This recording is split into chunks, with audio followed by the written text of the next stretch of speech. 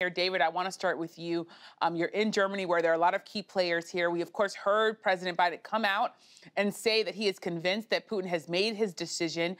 Talk a bit about sort of what you're hearing on the latest on this situation. And also, I'm wondering how great is the risk of war now, given the path that President Putin is on?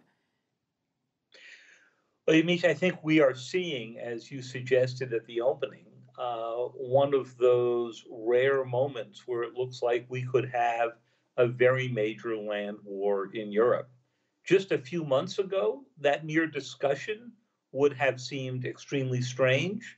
The Biden administration came to office worried more about China and its ability to be an existential threat to the United States because of its technological, economic, and military prowess. And all of a sudden, it's dealing with the great disruptor, Vladimir Putin.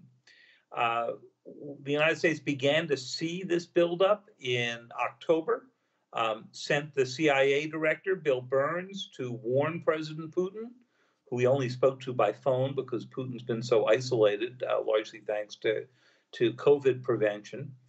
And ever since that time, they've just been on a steady path upward until we hit the point this week where the number is somewhere between 150 to 190,000 troops. That's more than we had in Iraq and Afghanistan.